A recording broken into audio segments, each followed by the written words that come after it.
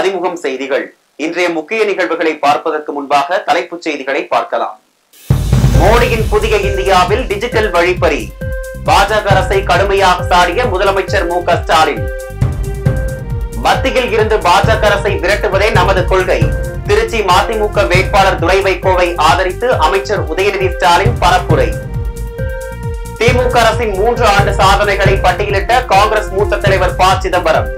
எந்த முகத்தை வைத்துக் கொண்டு பிரதமர் மோடி தமிழ்நாட்டுக்கு வருகிறார் என கேள்வி. செந்தில் பாலாஜியின் நீதிமன்ற காவல் நீட்டிப்பு. ஏப்ரல் 15ஆம் தேதி வரை நீட்டித்து சென்னை முதன்மை அமர்வு நீதிமன்றம் உத்தரவு. மோடியின் புதிய இந்தியா டிஜிட்டல் வழிப்பறி என முதலமைச்சர் மு.க. ஸ்டாலின் விமர்சனம் செய்துள்ளார். இதுகுறித்து அவர் வெளியிட்டுள்ள செய்தியில், ஒவ்வொருவர் வங்கி கணக்கிலும் 15 லட்சம் என்று எளிய மக்களின் ஆசையை தூண்டி ஆட்சிக்கு வந்தவர்கள் செய்தது என்ன என முதலமைச்சர் கேள்வி எழுப்பியுள்ளார். சிறுக சிறுக சேர்த்த பணத்தையும் செல்லாததாக்கி வங்கிகளில் வரிசையில் நிற்க வைத்து வதைத்ததாக முதலமைச்சர் கண்டனம் தெரிவித்துள்ளார். சுருக்கு பையில் இருக்கும் பணத்தையும் பறித்துக் கொள்ளும் ஆட்சியாக மினிமம் பேலன்ஸ் இல்லை என அபராதம் விதித்தே 21,000 கோடிக்கு மேல் ஏழைகளிடம் எடுத்துள்ளதாகவும் முதலமைச்சர் குறிப்பிட்டுள்ளார். ஆண்டுதோறும் லட்சக்கணக்கான கோடிகளை வரி சலுகையாக அள்ளி தந்துவிட்டு அதை ஈடுகட்ட மனதில் ஈரமே இல்லாமல் அல்லற்படும் ஏழை மக்களிடம் அரசே இப்படி டிஜிட்டல் வழிப்பறி செய்வதை அனுமதிக்கலாமா என முதலமைச்சர் கேள்வி எழுப்பியுள்ளார். திருச்சி மதிமுக வேட்பாளர் துரை வைகோவை ஆதரித்து அமைச்சர் உதயநிதி ஸ்டாலின் பரப்புரை மேற்கொண்டார். திருச்சி தொகுதியில் மதிமுக சார்பில் போட்டியிடும் துரை வைகோவுக்கு ஆதரவு தெரிவித்து அமைச்சர் உதயநிதி ஸ்டாலின் திருவானைக்காவல் பகுதியில் பிரச்சாரம் மேற்கொண்டார். தீப்பெட்டி சின்னத்தில் வாக்கு சேகரித்து பேசிய அமைச்சர் உதயநிதி ஸ்டாலின் துரை வைகோவை 5 லட்சம் வாக்குகள் வித்தியாசத்தில் வெற்றி பெற செய்ய வேண்டும் என கேட்டுக் கொண்டார். திராவிட மாடல் அரசு மக்களுக்கான பல்வேறு திட்டங்களை கொண்டு வந்துள்ளதாக குறிப்பிட்டு பேசிய அமைச்சர், மத்தியில் இருந்து பாஜக அரசை விரட்டுவதே திமுகவின் கொள்கை என தெரிவித்தார். பாஜக ஆட்சியில் விலைவாசி உயர்ந்துள்ளதாக காங்கிரஸ் மூத்த தலைவர் ப. சிதம்பரம் குற்றம் சாட்டியுள்ளார். சென்னை மயிலாப்பூர் பகுதியில் திமுக தென் சென்னை வேட்பாளர் தமிழச்சி தங்கப்பாண்டியனை ஆதரித்து தேர்தல் பிரச்சார பொதுக்கூட்டம் நடைபெற்றது. பொதுக்கூட்டத்தில் தென் சென்னை வேட்பாளர் தமிழச்சி தங்கப்பாண்டியன், முன்னாள் ஒன்றிய அமைச்சர் ப. சிதம்பரம், அமைச்சர் மா. சுப்பிரமணியன் உள்ளிட்டோர் பங்கேற்றனர். அப்போது பேசிய ப. சிதம்பரம், பிரதமர் மோடி எந்த முகத்தை வைத்துக் கொண்டு தமிழகத்திற்கு ஓட்டு கேட்டு வருவதாக கேள்வி எழுப்பினார். கச்சா எண்ணெய் $80 குறைந்துள்ள போதும் 1 லிட்டர் பெட்ரோல் 100 ரூபாய்க்கு விற்பனையாகி வருவதாக குறிப்பிட்ட அவர், மத்தியில் ஆட்சி மாற்றம் ஏற்படவில்லை என்றால் அடுத்த 5 ஆண்டுகளுக்கு பிறகு தேர்தல் வருமா என்பதே சந்தேகம்தான் என எச்சரித்தார். பல நாடுகளின் பார்வையில் இந்தியா அழிவை நோக்கி சென்று கொண்டிருப்பதாகவும் அவர் தெரிவித்தார். செந்தில் பாலாஜியின் நீதிமன்ற காவலை ஏப்ரல் 15ஆம் தேதி வரை நீட்டித்து சென்னை முதன்மை அமர்வு நீதிமன்றம் உத்தரவிட்டது. சட்டவிரோத பண பரிமாற்ற தடை சட்டத்தின் கீழ் கைது செய்யப்பட்ட முன்னாள் அமைச்சர் செந்தில் பாலாஜி புழல் சிறையில் அடைக்கப்பட்டுள்ளார். இதையடுத்து ஜாமீன் கோரி செந்தில் பாலாஜி தரப்பில் தாக்கல் செய்யப்பட்ட மனுக்களை சென்னை முதன்மை அமர்வு நீதிமன்றம் மற்றும் சென்னை உயர்நீதிமன்றம் தள்ளுபடி செய்தன. தொடர்ந்து ஜாமீன் கோரி உச்ச நீதிமன்றத்தில் தாக்கல் செய்த செந்தில் பாலாஜி மனு நிலுவையில் உள்ளது. முன்னாள் அமைச்சர் செந்தில் பாலாஜியின் நீதிமன்ற காவல் முடிவடைந்த நிலையில் புழல் சிறையில் இருந்து காணொலி மூலம் சென்னை மாவட்ட 3வது கூடுதல் அமர்வு நீதிமன்ற நீதிபதி டி.வி. ஆனந்த் முன்பாக அவர் ஆஜர்படுத்தப்பட்டார். அப்போது செந்தில் பாலாஜியின் நீதிமன்ற காவலை ஏப்ரல் 15ஆம் தேதி வரை நீட்டித்து நீதிபதி உத்தரவிட்டார். இதன் மூலம் 31வது முறையாக அவரது நீதிமன்ற காவல் நீட்டிக்கப்பட்டுள்ளது. திருச்சி நாடாளுமன்ற தொகுதி வேட்பாளர் துரை வைகோ பெருவாரியான வாக்கு வித்தியாசத்தில் வெற்றி பெறுவார் என சட்டத்துறை அமைச்சர் ரகுபதி உறுதிபட தெரிவித்தார். திருச்சி நாடாளுமன்ற தொகுதி திமுக கூட்டணி வேட்பாளராக போட்டியிடும் மதிமுக முதன்மை செயலாளர் துரை வைகோ புதுக்கோட்டை திருவப்பூர் முத்துமாரியம்மன் கோவிலில் சாமி வழிபாடு செய்த பிறகு வீதி வீதியாக சென்று சட்டத்துறை அமைச்சர் ரகுபதியுடன் வாக்குகளை சேகரித்தார். திறந்தவெளி ஜீப்பில் சட்டத்துறை அமைச்சர் ரகுபதி மற்றும் வேட்பாளர் துரை வைகோ ஆகியோர் திருவப்பூர், கோவில்பட்டி, காட்டு மாரியம்மன் கோவில் தெரு உள்ளிட்ட பல்வேறு பகுதிகளில் வாக்குகளை சேகரித்தனர். மக்களுக்காக இருக்கக்கூடிய ஒரே கூட்டணி இந்தியா கூட்டணி, உங்களுக்காக பாடுபடக்கூடிய கூட்டணி இந்தியா கூட்டணி. அதனுடைய வெற்றி வேட்பாளர் துரை வைகோ அவர்களுக்கு தீப்பெட்டி சின்னத்திலே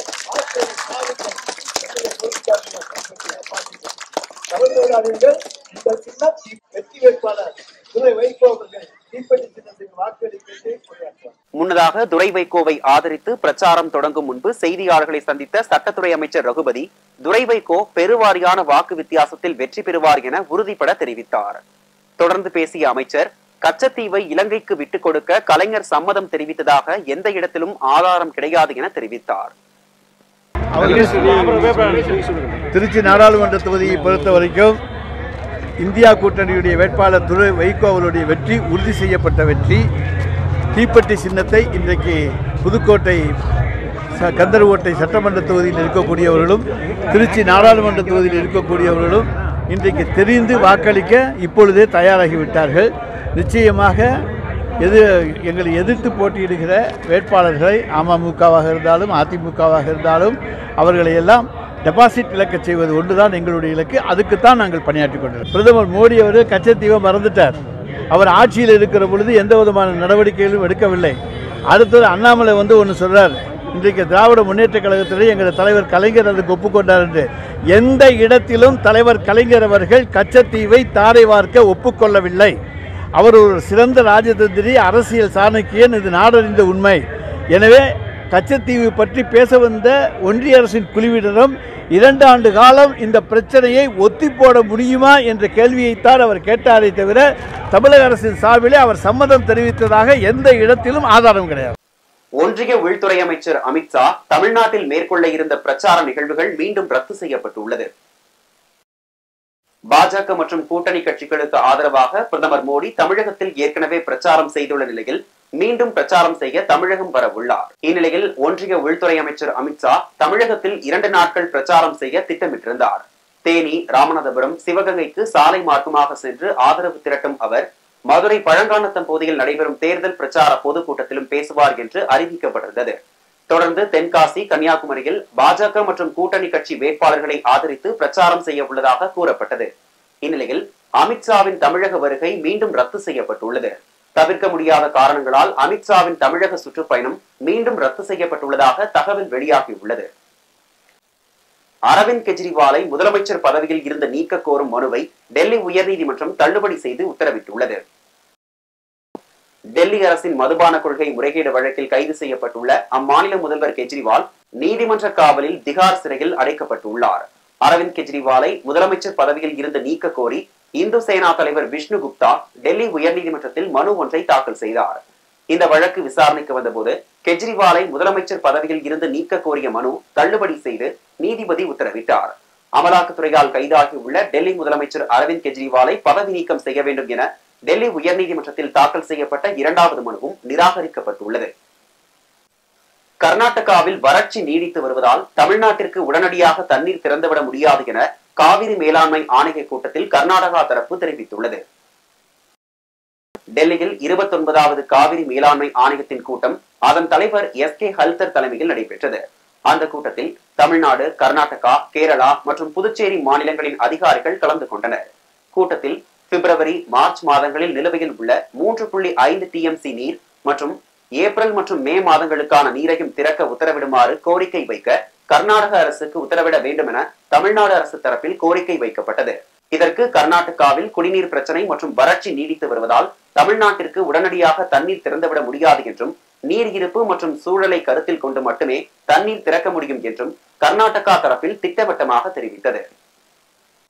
காங்கிரஸ் முன்னாள் தலைவர் சோனியா காந்தி, ரயில்வே அமைச்சர் அஸ்வினி வைஷ்ணவ் உள்ளிட்ட 14 பேர் மாநிலங்களவை உறுப்பினர்களாக பதவியேற்றனர். 7 ஒன்றிய அமைச்சர்கள் உட்பட 49 மாநிலங்களவை எம்பிக்களின் பதவிக்காலம் ஏப்ரல் 2 நிறைவடைந்த நிலையில் முன்னாள் பிரதமர் மன்மோகன் சிங் உட்பட 5 எம்பிக்களின் பதவிக்காலம் முடிவடைந்தது. இதையடுத்து மாநிலங்களவையில் காங்கிரஸ் முன்னாள் தலைவர் சோனியா காந்தி உட்பட 14 பேர் மாநிலங்களவை உறுப்பினர்களாக பதவியேற்றுக் கொண்டனர். துணைத் தலைவரும் மாநிலங்களவை தலைவருமான ஜெகதீப் தன்கர் புதிய நாடாளுமன்றத்தில் 14 பேருக்கும் பதவி பிரமாணம் செய்து வைத்தார். சோனியா காந்தி ராஜஸ்தானின் மாநிலங்களவை உறுப்பினராக பதவியேற்ற நிலையில் ஒடிசாவில் இருந்து வைஷ்ணவ் அதே மாநிலங்களவையில் பதவியேற்றார். கர்நாடகத்தைச் சேர்ந்த காங்கிரஸ் தலைவர் அஜய் மக்கன், உத்தரப்பிரதேசத்தைச் சேர்ந்த பாஜக தலைவர் RPN சிங், மேற்கு வங்கத்தைச் சேர்ந்த பாஜக உறுப்பினர் சாமிக் பட்டாச்சாரியா உள்ளிட்ட 14 பேர் மாநிலங்களவை உறுப்பினராக பதவியேற்றனர். வார இறுதி விடுமுறை நாட்களை முன்னிட்டு 5, 6, 7ஆம் தேதிகளில் கூடுதலாக 925 பேருந்துகள் இயக்கப்படும் என போக்குவரத்து கழகம் அறிவித்துள்ளது. பள்ளி தேர்வு விடுமுறை மற்றும் தேர்தல் வருவதை ஒட்டி சென்னையில் இருந்து சொந்த ஊர்களுக்கு செல்லும் பயணிகளுக்காக 5, 6 மற்றும் 7 ஆகிய தேதிகளுக்கு 925 சிறப்பு பேருந்துகள் இயக்கப்படும் என போக்குவரத்து கழகம் அறிவித்துள்ளது. அதன்படி சென்னை கிளாம்பாக்கத்தில் இருந்து திருவண்ணாமலை, திருச்சி, கும்பகோணம், மதுரை, திருநெல்வேலி, நாகர்கோவில், கன்னியாகுமரி, தூத்துக்குடி, கோயம்புத்தூர், சேலம், ஈரோடு, திருப்பூர் ஆகிய இடங்களுக்கு ஏப்ரல் 5ஆம் தேதி 265 பேருந்துகளும், ஏப்ரல் 6ஆம் தேதி 350 பேருந்துகளும் இயக்கப்படும் என தெரிவிக்கப்பட்டுள்ளது. மேலும் சென்னை கோயம்பேடு பேருந்து நிலையத்தில் இருந்து நாகை, வேளாங்கண்ணி, ஹொசூர், பெங்களூரு ஆகிய இடங்களுக்கு ஏப்ரல் 5ஆம் தேதி 55 பேருந்துகளும், ஏப்ரல் 6ஆம் தேதி 55 பேருந்துகளும் இயக்க திட்டமிடப்பட்டுள்ளது. பெங்களூர், திருப்பூர், ஈரோடு மற்றும் கோயம்புத்தூர் ஆகிய இடங்களில் இருந்தும் பல்வேறு இடங்களுக்கும் 200 சிறப்பு பேருந்துகள் என மொத்தம் 925 பேருந்துகள் இயக்க திட்டமிடப்பட்டுள்ளது. தமிழகத்தில் அனைத்து பள்ளி வாகனங்களிலும் இனி ஒரு பெண் உதவியாளர் நியமிக்கப்பட வேண்டும் என பள்ளி கல்வித்துறை உத்தரவிட்டுள்ளது. பள்ளி வாகனங்களில் மாணவிகள் பாலியல் தொல்லைக்கு ஆளாவதாக வரும் புகாரை அடுத்து பள்ளி கல்வித்துறை இயக்குனர் உத்தரவிட்டுள்ளார். அதன்படி ஒவ்வொரு பள்ளி வாகனத்திலும் வேக கட்டுப்பாட்டு கருவி பொருத்தப்பட்டிருக்க வேண்டும் என்றும், சிசிடிவி கேமரா பொருத்தி காட்சிகளை சேகரித்து காவல்துறையிடம் வழங்க வேண்டும் எனவும் உத்தரவிடப்பட்டுள்ளது. பள்ளி வாகன ஓட்டுநர்கள் கனரக வாகன ஓட்டுநர் உரிமத்துடன் குறைந்தது 10 ஆண்டுகள் அனுபவம் இருக்க வேண்டும் என்றும், ஓட்டுநர்களுக்கு தினமும் சுவாச பரிசோதனை செய்த பிறகே வாகனத்தை இயக்க அனுமதிக்க வேண்டும் எனவும் தெரிவிக்கப்பட்டுள்ளது. பல்வேறு மாவட்டங்களில் நடைபெற்ற நிகழ்வுகளை களத்தில் மதிமுகம் பகுதியில் பார்க்கலாம்.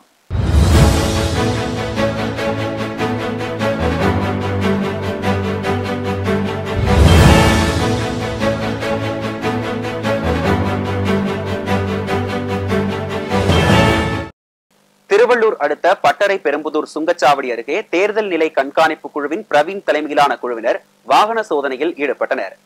அப்போது பட்டறை பெரும்புதூர் சுங்கச்சாவடி அருகே ஆந்திராவில் இருந்து உரிய ஆவணங்கள் இன்றி கொண்டுவரப்பட்ட 1.25 கோடி மதிப்பிலான 2.15 கிலோ எடை கொண்ட தங்க நகைகளை தேர்தல் நிலை கண்காணிப்பு குழுவினர் பறிமுதல் செய்தனர். மக்களவை தேர்தல் இன்னொரு சுதந்திர போராட்டம் என்பதை புரிந்து கொண்டு மக்கள் வாக்களிக்க வேண்டும் என திமுக எம்பி கனிமொழி கேட்டுக் கொண்டுள்ளார். மதுரையில் சிபிஎம் கட்சி வேட்பாளர் சு வெங்கடேசனை ஆதரித்து பரப்புரை மேற்கொண்ட அவர், அருணாச்சல பிரதேசத்தை சீனா ஆக்கிரமித்து பெயர் மாற்றம் செய்தது குறித்து பிரதமர் மோடி இதுவரை பேசவில்லை என விமர்சித்தார்.